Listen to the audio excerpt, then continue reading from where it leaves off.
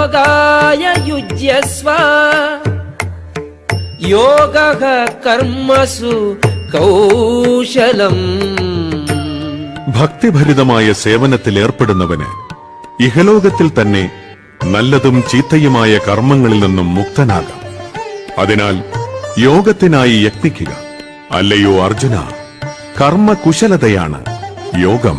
കർമ്മജം ബുദ്ധിയുക്താ he ഫലം ത്യക്ത്വാ മനീഷിണഃ ജന്മബന്ധവിനിർമുക്താഃ പദം ഗച്ഛന്തി അനാമയം.